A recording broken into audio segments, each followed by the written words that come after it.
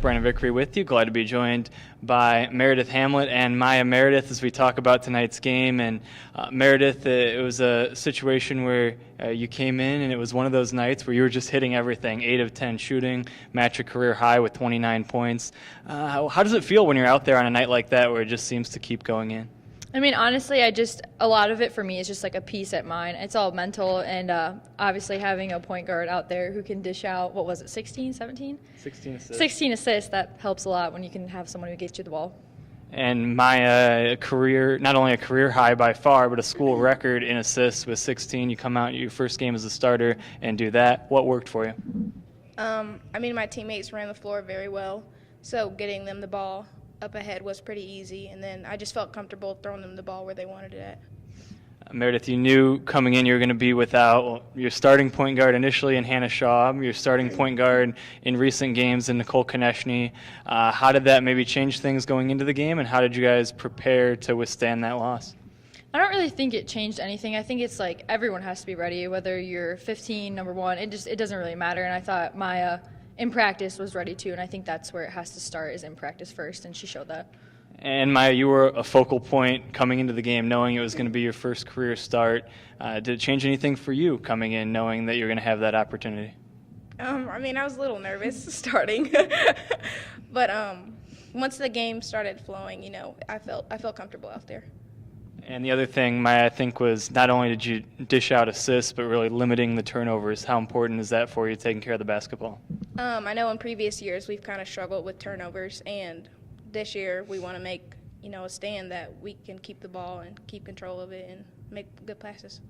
And Meredith, coming off a game that you had won on Sunday against Chicago State, but this one I think has a better feel to it. How nice is it now to go on the road coming off a really convincing and fun win?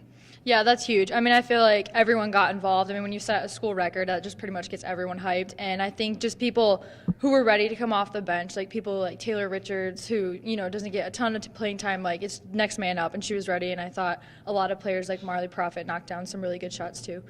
A lot of players stepped up. Two of them, those two right there. There's Maya Meredith and Meredith Hamlet. And we'll talk next with the head coach of the Crusaders, Tracy Doro, as we bring in Coach here. And let's start with the record-setting performance. And coming in, you knew it was a situation where Maya was going to need to step up tonight. And little did you know how much she would step up, setting a school record with 16 assists. What did you see from her tonight? I'm so proud of her. I mean, I feel like she has had court vision her entire career. That's what we liked about her when we recruited her, is that she's such a talented athlete and player, and she showed that today, and she showed that in the fourth quarter of the last game, and now she's starting to step up and hopefully will come into her own. We saw the Meredith Hamlet that knocks down shots today, matching a career high. Third straight year she's had a 29-point game. What did you see out of her?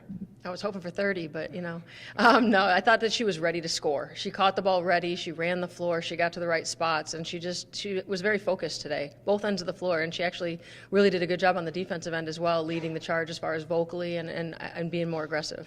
I think Meredith touched on it. Those two obviously had standout performances, but this was really a team win. What do you see from other contributors on the court tonight?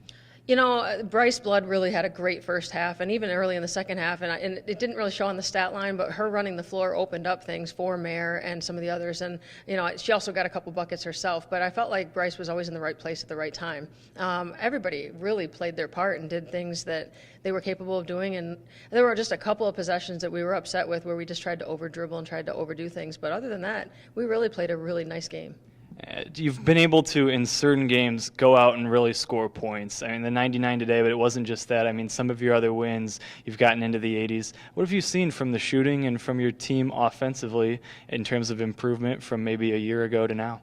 They're catching the ball ready. They're ready to do things with it. They're ready to put the ball in the hole, and they're getting more shots up in practice. And seeing it go through, obviously will help them gain confidence. And they're passing the ball well so that they're putting the ball in the money so that they can knock those shots down. And lastly, as we look ahead, maybe one of the most important weeks of the season so far, 2 games that should be close games, one on the road, one at home. How important is this last week of the non-conference to build momentum for conference play? It's going to be huge. I mean, at this point, exams are over. We can be focused right now on Eastern Illinois and IPFW one at a time, and we just have to really put our focus, let's go home and enjoy tonight while we can, because tomorrow we got to go back to work, and we got a lot of work to do because those are two very good teams. There you have the head coach of the Crusaders, Tracy Doro, after a 99-59 win, highlighted by Maya Meredith setting a school record that had stood since the early 90s by dishing out 16 assists. The next game for the Crusaders will be on Monday, a noon start, as the Crusaders take on Eastern Illinois. That game can be heard on WVUR and seen on the OVC digital network. Thanks everyone for tuning in. Go Valpo. Again, the final, Valpo wins it by a score of 99-59.